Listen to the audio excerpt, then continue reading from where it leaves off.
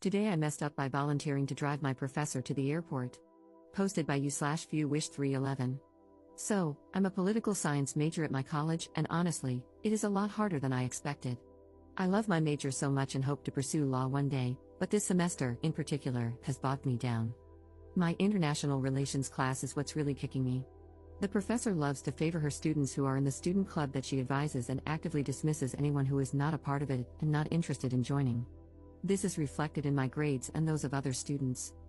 English is also not her first language, and although I will say that even with her thick accent, she speaks English just as well as a native-born citizen, she doesn't always pick up on comprehension, which has led to so many problems that I can't even begin to explain.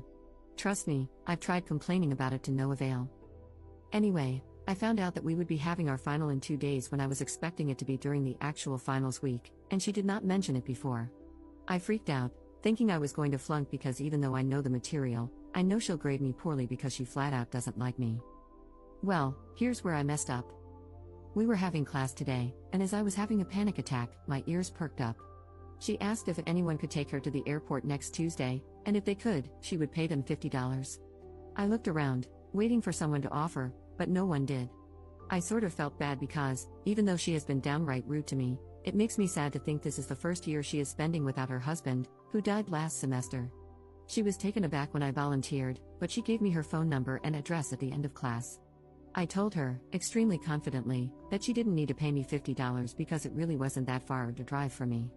She then gave me a weird look and told me that she absolutely had to pay me for gas, as we would be going through a lot of it.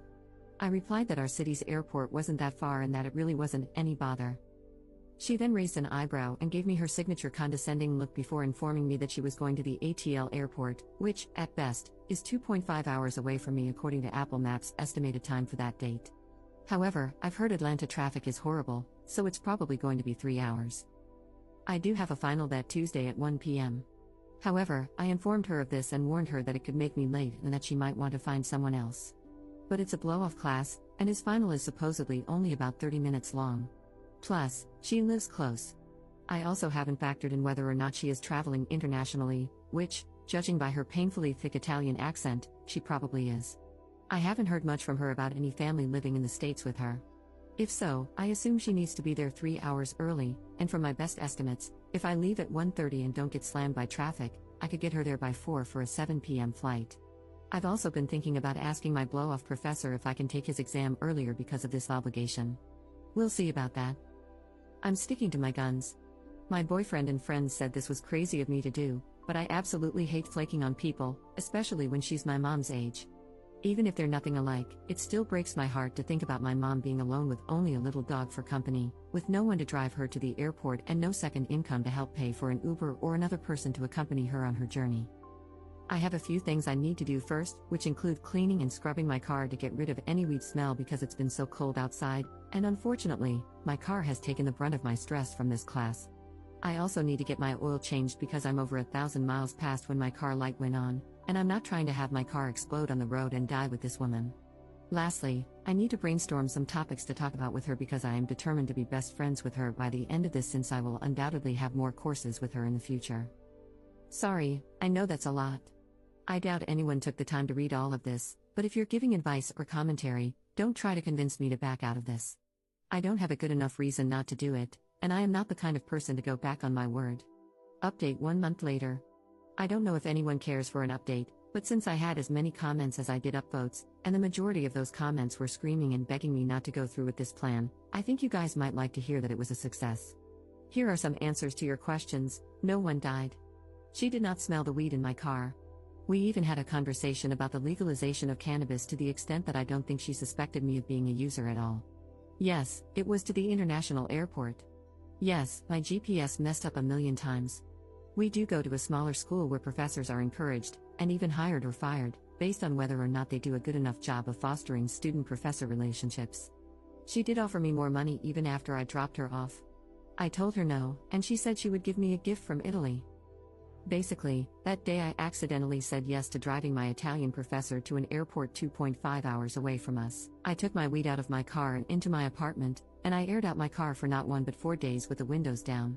I also regularly sprayed it with Febreze and other car scents. Then I took it to a car wash, and the guy there gave me a free premium wash because my card wasn't working for some reason. Shout out to Mark 1 Car Wash. I'm sorry I didn't have any cash to tip the dude because you're seriously a lifesaver. So I got to scrub the living hell out of my car and vacuum it every last square inch, removing each little flake of ash and fallen bud. Then, that day, my laptop decided to die right when I needed to take my final, before I had to pick up my professor, so I was 15 minutes late and had an empty gas tank. She ended up paying for my gas, and her dog sat quietly in the back seat. I awkwardly told her she could look at my CDs if she wanted to play music since all I had was a speaker for podcasts. However, she simply said no and that we could find other things to talk about during the car ride. And we did. We talked for 2.5 hours about social justice, international politics, traveling, life, family, and learning. It was actually the best conversation I'd had in a long time. Although I did freak her out with my bad driving skills and forgot that there was a time change, so we arrived at 5 instead of 4 like I had planned. That meant we were not only stuck in work traffic but also an hour late to a busy airport, with her flight departing at 7. It was really refreshing to talk to someone who has gone through so much change. She grew up and studied in Italy before her late husband, who was then her boyfriend, convinced her to move to the States so he could teach at a prestigious university. Obviously, I'm not including real details. She has since bounced around the United States and the world, working with different international organizations and teaching at many good schools before making her way to mine. I have no idea why she stays at my school, and I asked her why she has stayed there since her husband passed away last year and all her family lives in Italy. She simply said that she loves her independence, that she loves change, and that when she feels there is another good opportunity, she'll move again. But for now, she has a lot of love and support where she is. She also said that love and support are key to change, even if you don't have a partner or someone to travel with or to, knowing that you have loved ones rooting for you, no matter where they are in the world, makes change so easy for her. Because the love never changes, even if the flight numbers do. She also told me I didn't need to live such a strict life plan. Some backstory: I was born in France, which makes it much easier to get citizenship there since the country recognizes that I have a stronger connection to it than someone who wasn't born there. I had always thought I would just do my undergrad, go to law school, and live near my parents and my boyfriend so I could be with them and take care of my family. When I told her my plan, she tried her best not to wrinkle her nose and told me that, although it was unsolicited advice, my connection to France, a strong country in the EU, was too good of an opportunity to pass up. After all, if I had French citizenship, I would be eligible to work, live, vote, and access services in any and all EU/EA countries. She told me that living near my family was fine and that she understood that well enough, but that I also have other family members to help take care of them. She said she doesn't want me to fall into what so many women do. I agreed with her when she said she has only ever heard women say they need to live near their parents or partner because someone has to be the caretaker, and that it's never meant opting out of opportunities or bigger horizons because they're worried about getting married or taking care of their parents. By the end of it, I felt like I had thought about things I had never given myself the room to consider because I didn't want to dream about things that wouldn't happen. But now I know they could happen, and I have more opportunities than most to live a crazy life. I'm glad I talked to someone who loves change so much because I was finally able to understand why someone could. Also, I officially signed up to take her film class next semester, hee hee.